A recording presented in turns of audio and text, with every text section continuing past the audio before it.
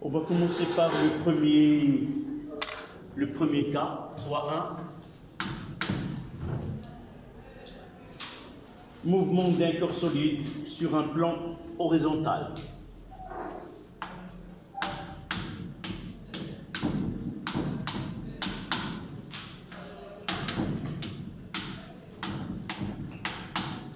D'un corps solide sur un plan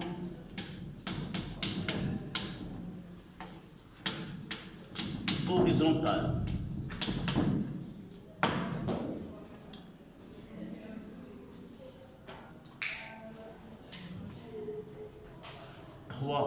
Un sans frottement.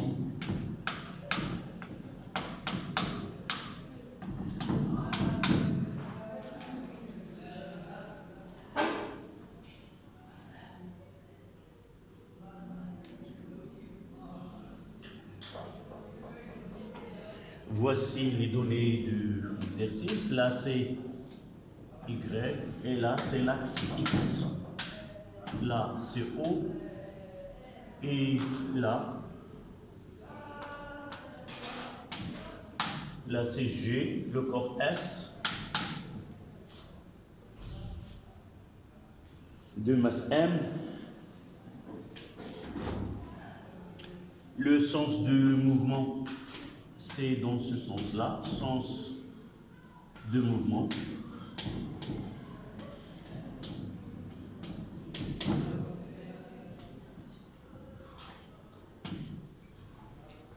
On suppose que le corps est soumis à une force F.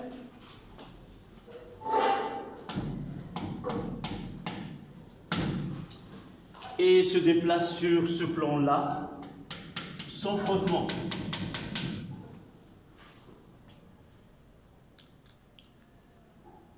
Donc, dans chaque exercice, on doit définir le système étudié.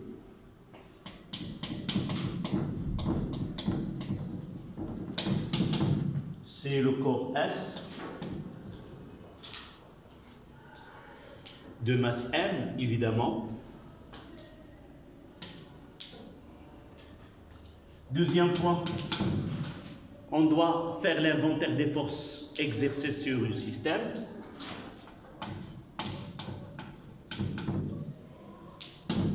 Inventaire des forces, évidemment extérieures. C'est celle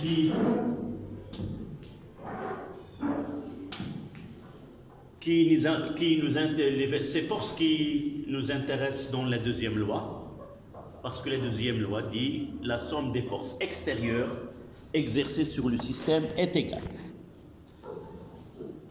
Donnez-moi les forces. Généralement, certaines forces, on ne le donne pas d'une façon explicite dans les données.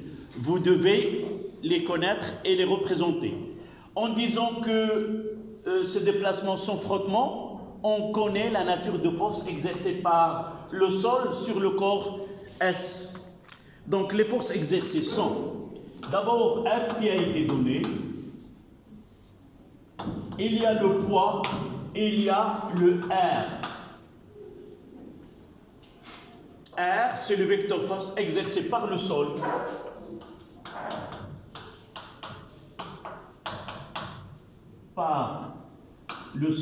sur S. Là, c'est le poids. Et là, F, elle a été donnée dans l'énoncé.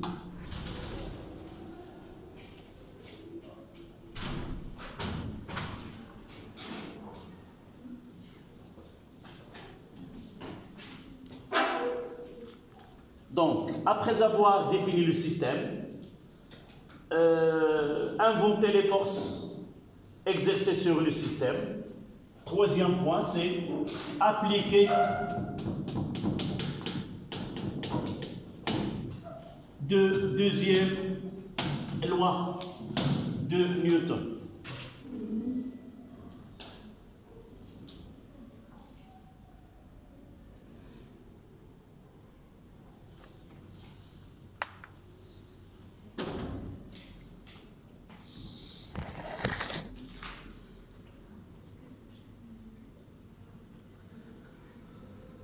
Donc, cette somme des forces extérieures est égale à M fois AG.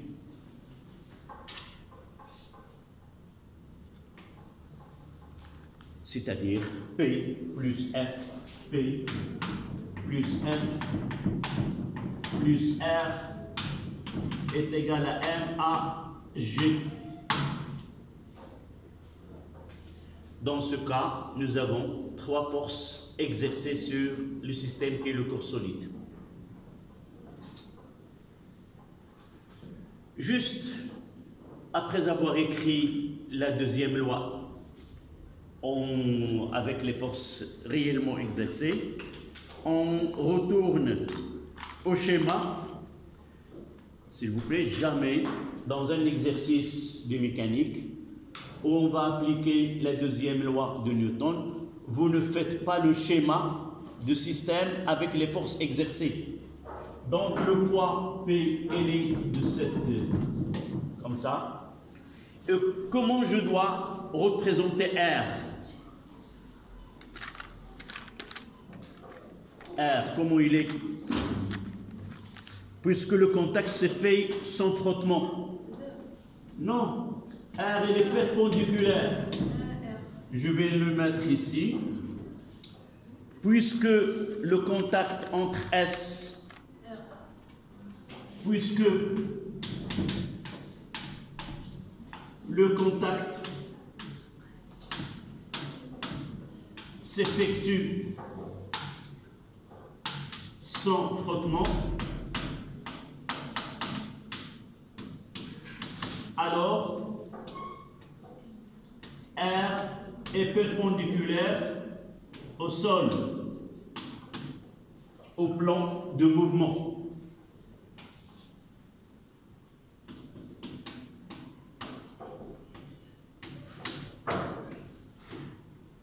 Parmi les erreurs qu'on commet généralement, lorsqu'on n'entend pas de frottement, ça veut dire R est égal à 0. Ce n'est pas vrai.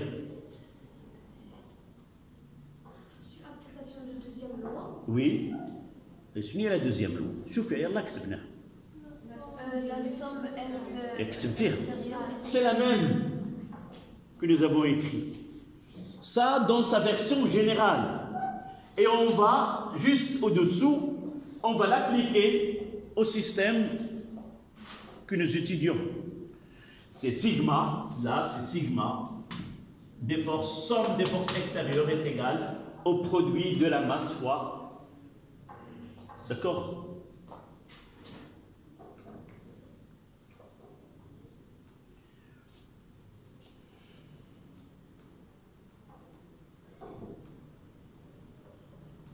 Maintenant, on va essayer de donner les coordonnées de ces vecteurs-là dans le référentiel OIJ.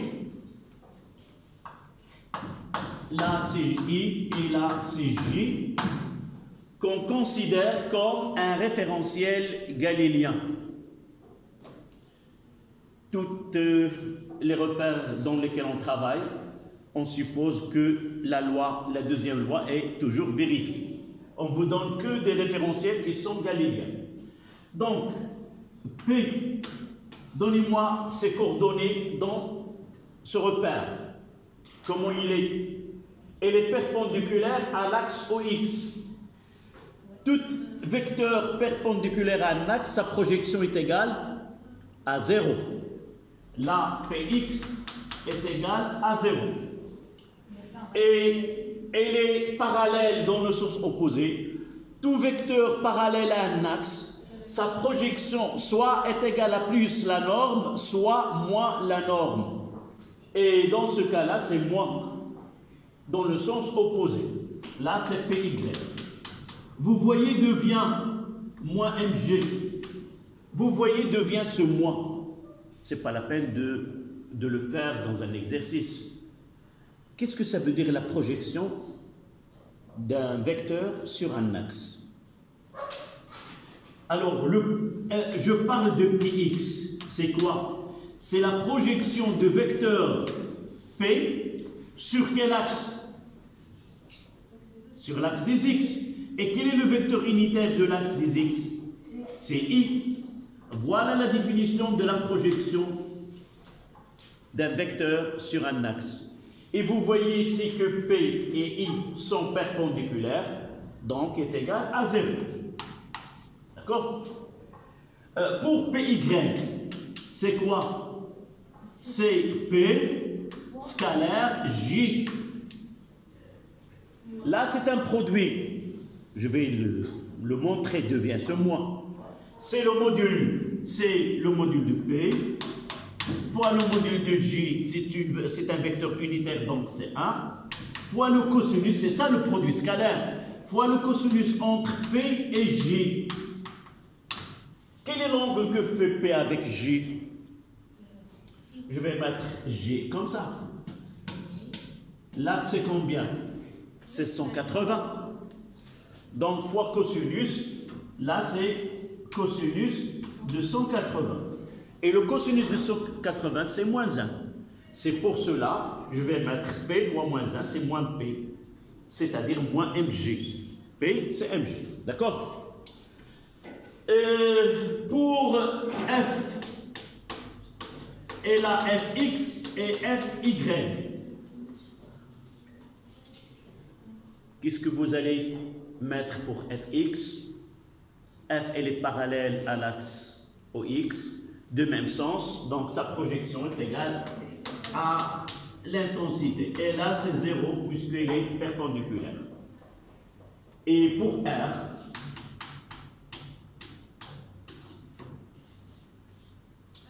sauf frottement, donc elle est parallèle à Y, donc là c'est R, Y est égal à R, mais Rx est égal à 0.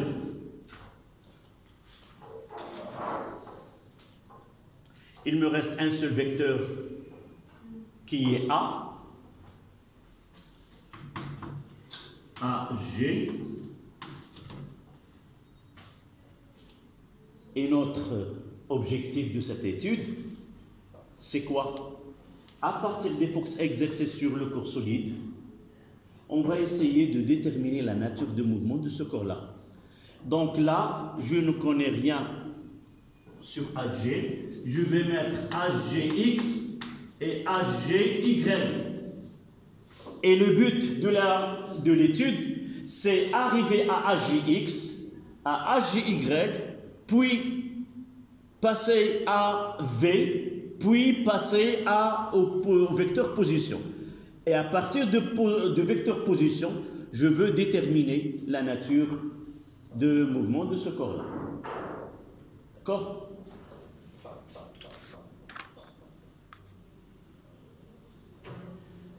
Donc, les relations que je vais avoir là. Donc, celle-là, plus celle-là, plus celle-là est égale à celle-là. Donc, je vais mettre ici plus, je vais mettre ici plus, et je vais mettre là M et là M. Vous voyez?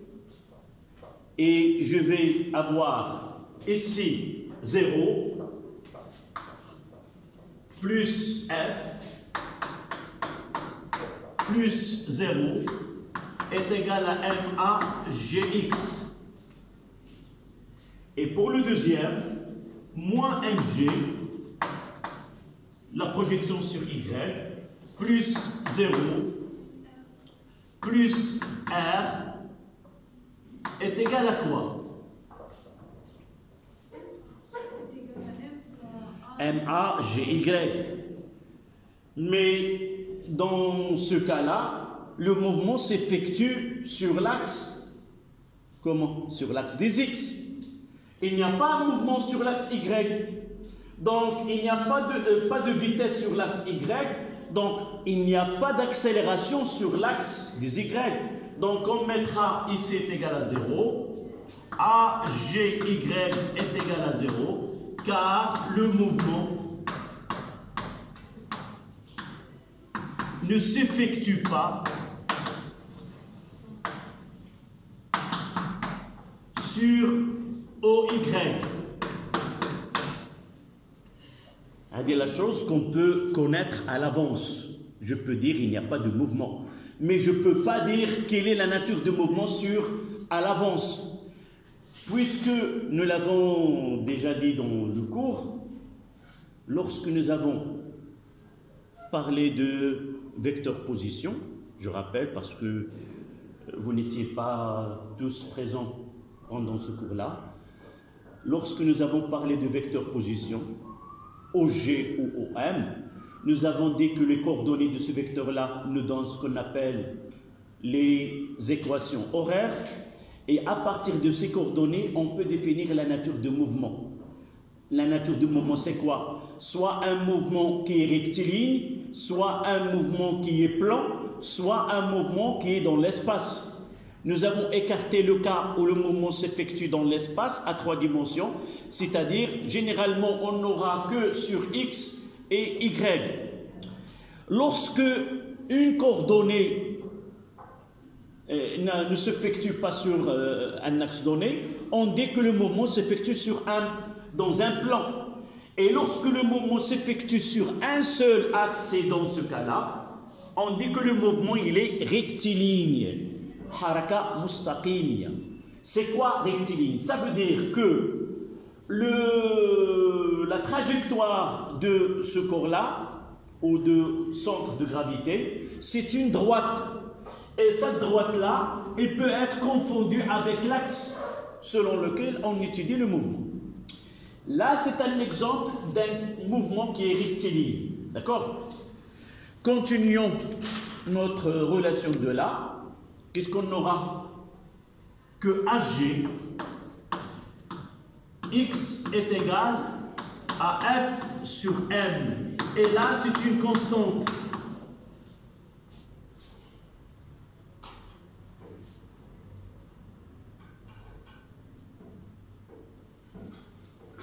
On peut donner, pour estimer, tout simplement que F est égal à 0,4.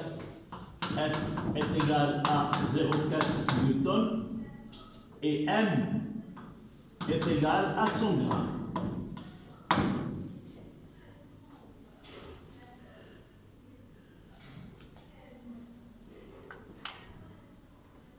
Donc là, pour revenir à l'idée générale de deuxième loi, là on est parti des conditions, nous connaissons les forces exercées les forces exercées sur le système, et nous voulons définir la nature de mouvement. C'est-à-dire, un corps qui est soumis à une force de 0,4 newton, de masse est égale à 100 grammes, s'effectue sur un plan horizontal où il n'y a pas de frottement, c'est-à-dire on vous a donné combien? Toutes les forces ont été données. On a donné d'abord F, on a donné le poids, elle est connue, 1 fois G, et lorsque nous avons dit que R ne s'effectue pas avec un frottement, ça veut dire qu'on a donné en quelque sorte certaines informations sur R. Donc de là, quelle est la conclusion qu'on peut tirer sur la nature du mouvement? D'abord, l'accélération, elle est constante. On dit, par définition, lorsque l'accélération de centre de gravité d'un corps est égale à une constante, on dit que le mouvement, d'abord, il est déjà rectiligne, il est uniformément varié. Si cette projection-là, cette valeur, elle est positive, on dira que c'est un mouvement accéléré. Si elle est négative, c'est un mouvement retardé. D'abord, le signe. Essayez de choisir toujours le sens de mouvement comme sens positif de l'axe que nous étudions le mouvement. Lorsque l'axe est orienté selon le mouvement, CAX, si l'accélération est positive, on dira que le mouvement il est accéléré. Si la AX elle est négative, on dira que le mouvement il est retardé. Donc une phrase s'il vous plaît, on va mettre.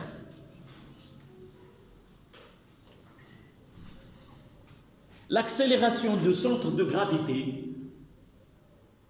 l'accélération de centre de gravité du corps est constante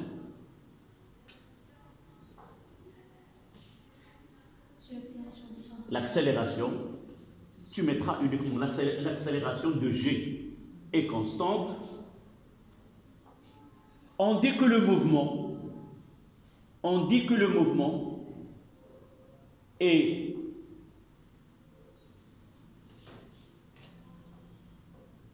rectiligne uniformément varié et rectiligne uniformément varié.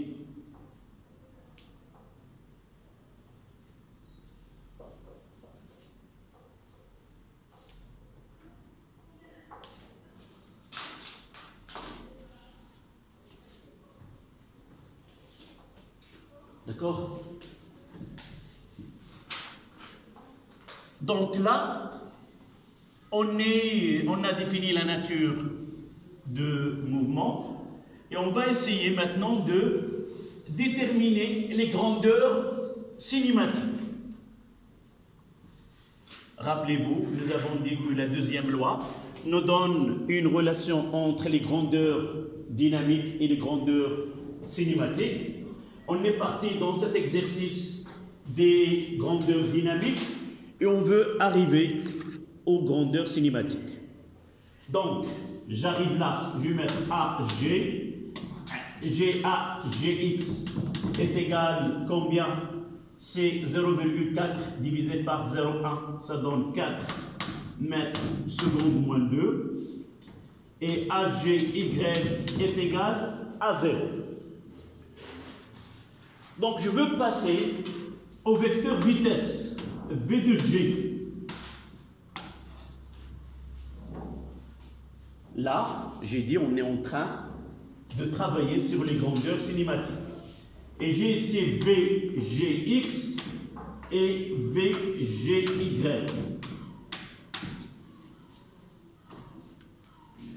Quelle est la relation entre les deux? Nous avons dit que A, c'est la dérivée de V. Donc, je vais mettre ici est égal à D de AGX. Non, V. A, c'est la dérivée. Là, je vais les mettre ici. A est égal à D de V sur dt. Ça veut dire que AGX est égal à D de Vx sur dt. GA, je veux connaître l'expression de V de G. Quelle est pour arriver de la dérivée, sortir de la dérivée que je dois chercher, la primitive. Dans ce cas-là, ça est égal à une constante. Donc V, Gx, c'est quoi? La dérivée d'une fonction est égale à une constante, c'est une fonction qui est affine. Et le coefficient directeur de cette fonction, c'est sa dérivée. Donc Vgx est égal à Agx fois t plus V0x.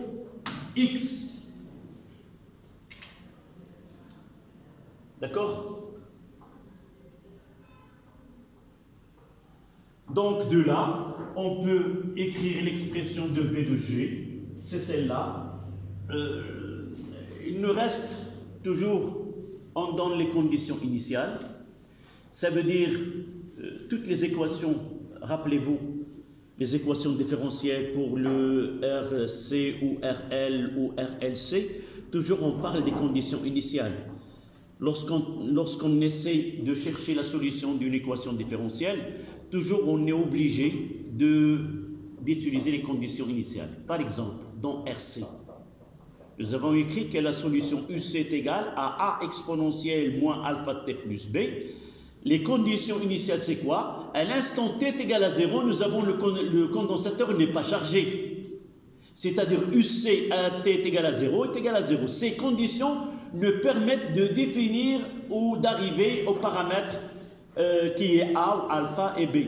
De même dans le cas de RL ou de RLC. C'est-à-dire, dans ce cas-là, je dois définir les conditions initiales de point de vue vitesse. Donc, je peux mettre ici V0 là c'est V0x est égal à 2 mètres secondes moins 1, et là est égal à 0. C'est-à-dire le mouvement s'effectue sur un axe, il n'y a pas de mouvement, donc obligatoirement sur l'axe V0y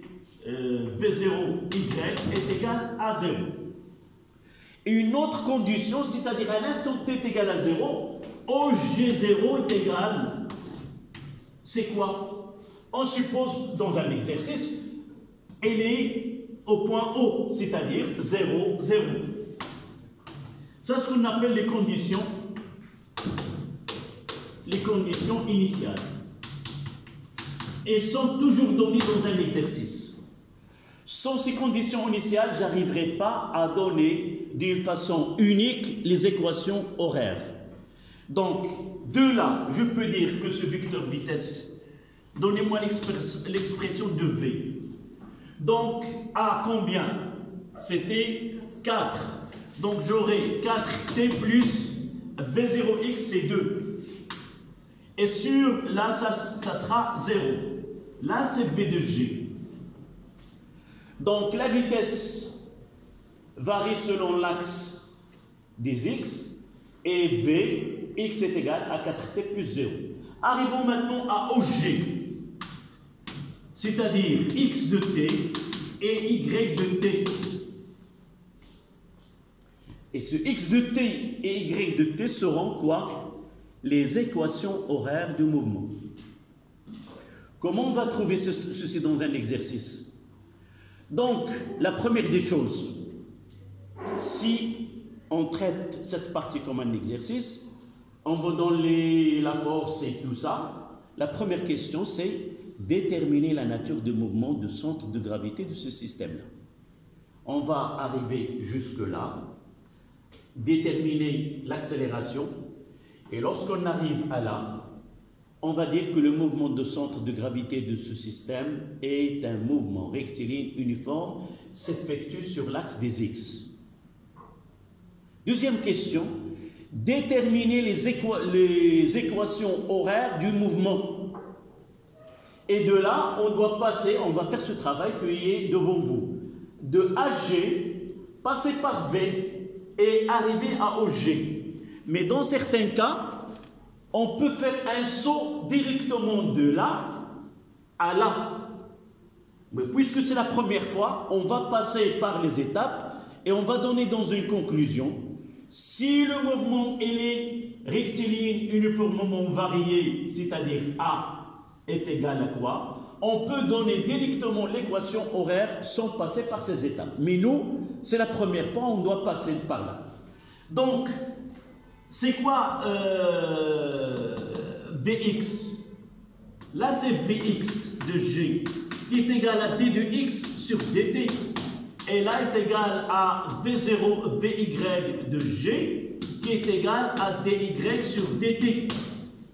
Toujours je lis la grandeur avec l'autre grandeur par le dérivé. Donc si d de x est là cette expression, donc arriver à x de t, c'est chercher la primitive de celle-là.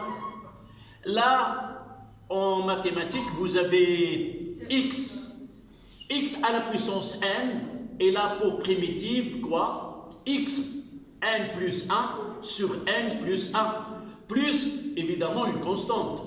Donc de là, ça sera 4 fois t, 1 plus 1 sur 1 plus 1.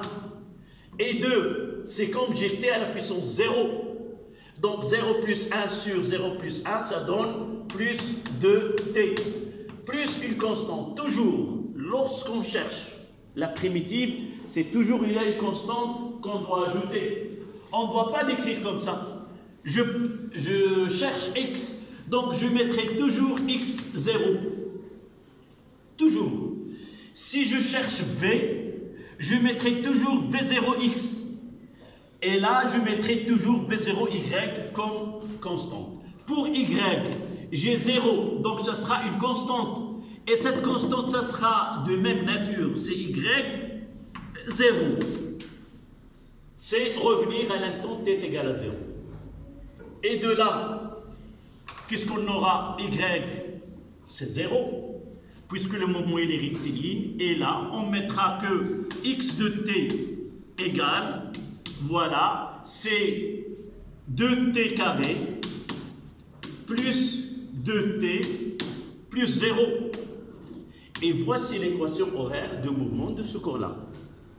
D'accord? Donc l'équation horaire de mouvement, c'est 2t carré plus 2t. C'est comment varie la position du centre de gravité de ce corps-là au cours de temps. Si tu veux connaître la position à un instant donné, on n'a qu'à remplacer t par sa valeur et connaître où se trouve g de ce corps-là. D'accord? Voilà, vous prenez...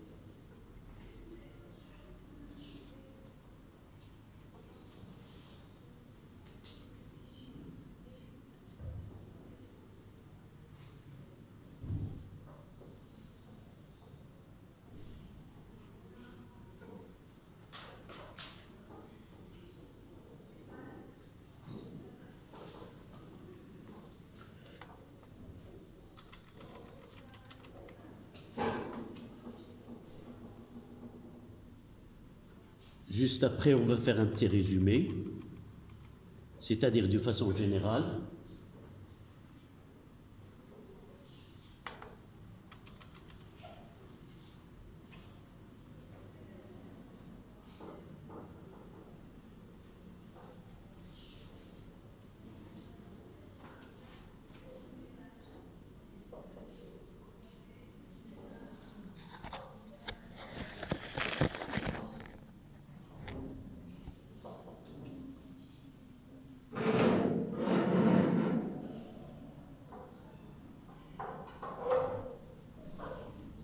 Ça y est?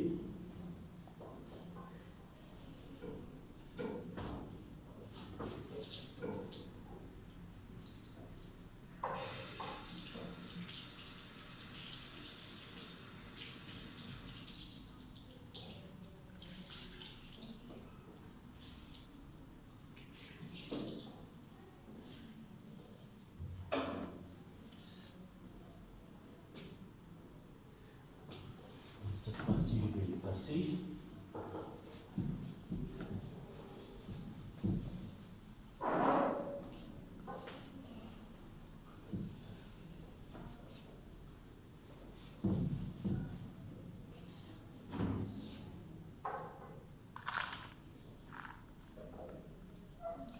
Donc, un petit résumé.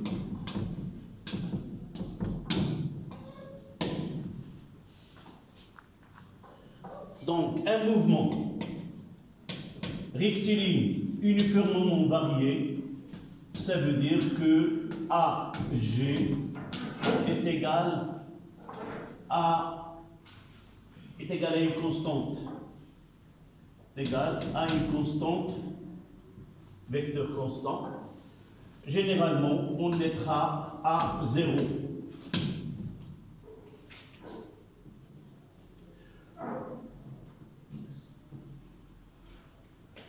Comment la V, et nous pouvons écrire, par exemple, si le mouvement s'effectue à G est égal, c'est à 0 x porté par I. C'est-à-dire le mouvement s'effectue sur OX. Mouvement, là c'est V, abréviation mouvement sur OX. Mouvement rectiligne uniformément varié. Pour la vitesse, on utilise, si le mouvement est rectiligne uniformément accéléré, on peut avoir plusieurs cas. Par exemple là, on peut avoir là c'est Vx et là c'est T. Par exemple, dans un exercice, on vous donne le diagramme de vitesse. Là, ça sera V0x et A0x, c'est le coefficient directeur. C'est Vx2 moins Vx1 sur T2 moins T1. Et vous voyez là que ce coefficient il est positif.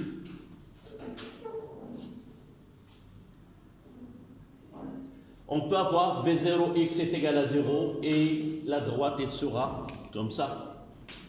Celle-là, c'est avec un V0 qui est... le mouvement s'effectue sans vitesse initiale.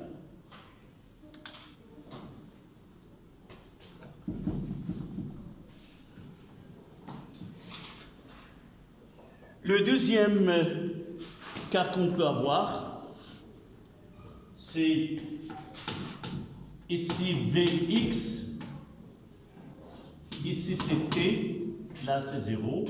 On peut avoir une courbe qui est comme ça.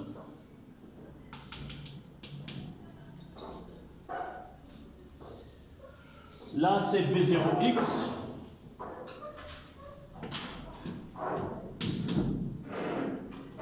Là c'est un mouvement rectiligne, uniformément retardé.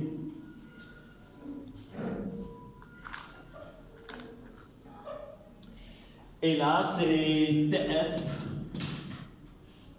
L'expression Vx est égale à AGXT plus V0x. Et nous voyons que le coefficient AGX ici, il est négatif. Lorsque le coefficient, évidemment dans les deux cas, on choisit le sens de mouvement comme sens positif de l'étude. Et de là, on peut dire que TF, à quoi est égal ce TF? Le temps où le corps va s'arrêter de mouvement. Là, Vx, à quoi est égal Vx? C'est 0. Donc on aura, c'est moins V0x sur AGX. Et elle est positive. C'est lorsqu'on vous demande calculer l'instant où le corps va s'arrêter de mouvement, va s'arrêter.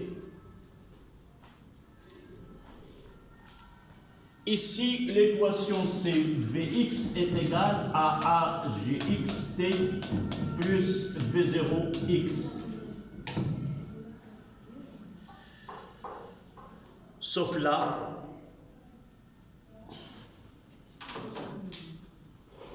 Gx.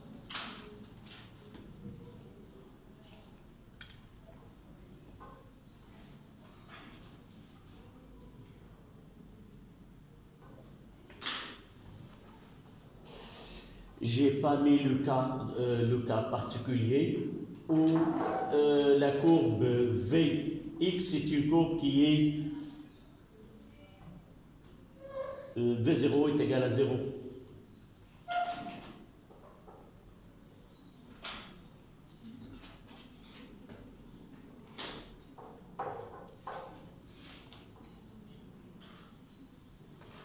Maintenant, on passe à 312.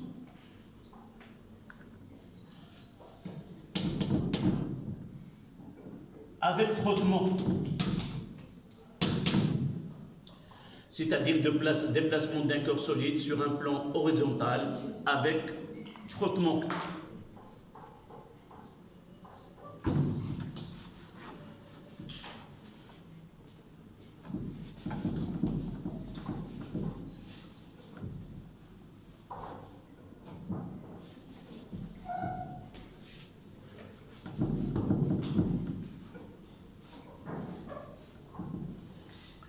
On va refaire le même schéma, sauf que le même schéma que nous avons fait tout à l'heure. Voici l'axe et ici Y, là c'est O, on a le corps S. Et se fait avec frottement, ça veut dire que là c'est P, là c'est R, et là on ajoutera F. Toujours lorsque le déplacement, le contact s'effectue avec un frottement, on parle d'un coefficient de frottement K, et de là on parlera de, voilà R,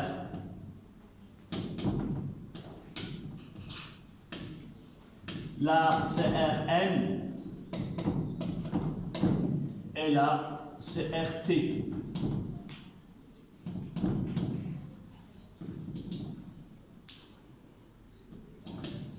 Et là c'est Φ.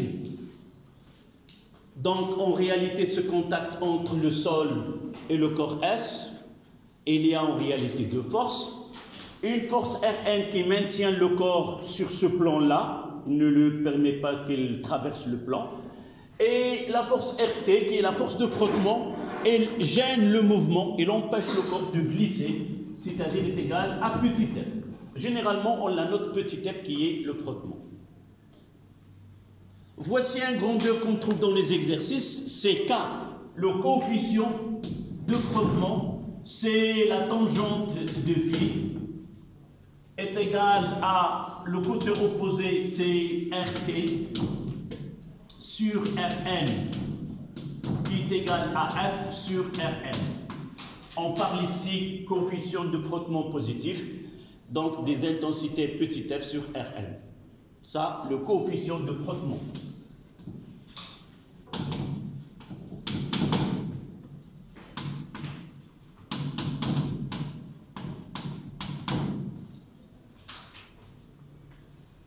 Et évidemment, le sens de mouvement est dans ce sens-là.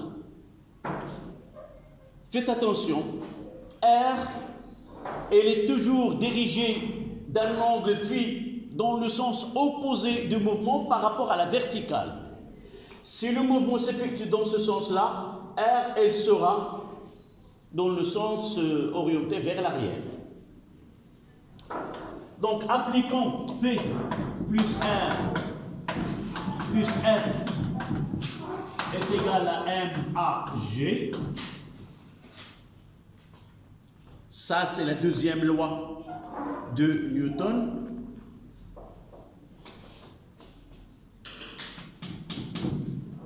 Deuxième loi.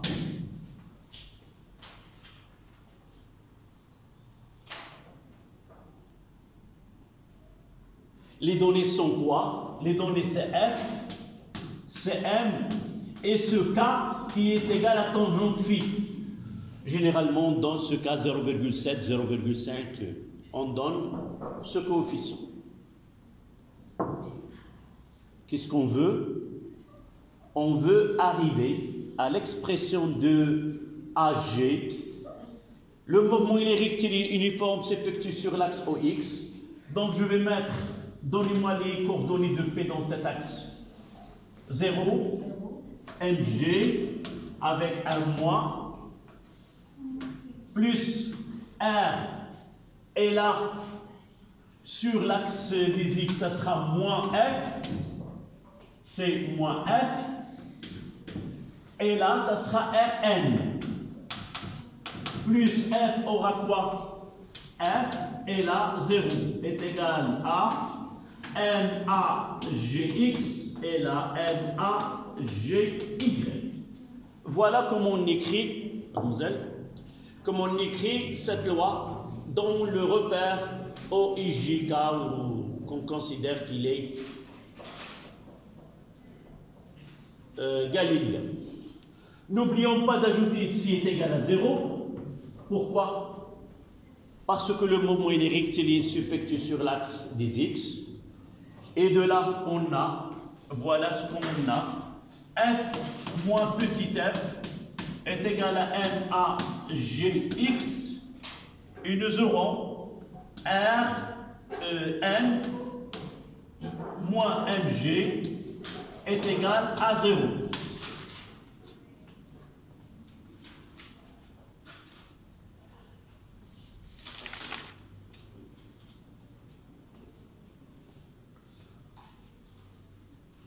Donc on veut arriver à l'accélération en fonction soit de k, soit de tangente phi, dans cette expression-là. Qu'est-ce qu'on tire de l'équation 2? De l'équation 2, on a Rn est égal à Mg. D'accord? Rn est égal à Mg. Et pour remplacer petit f, nous mettons tangente phi est égal à quoi? À f sur Rn. Et de là, on tire ce petit f est égal à Rn, d'accord, fois tangente phi, qui est égal. D'accord? Donc là, on tire l'expression de f, et je vais revenir à l'équation A. Et avec cette expression, on va terminer.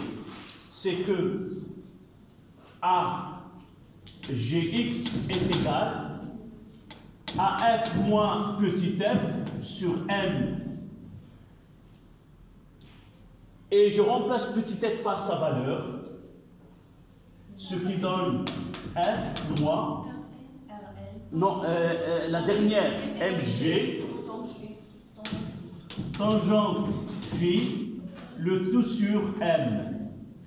Là, c'est hgx. Et vous constatez que f est constante, m constante, tangente phi, c'est une valeur qui est k, ce grand M, donc là, est égal à une constante.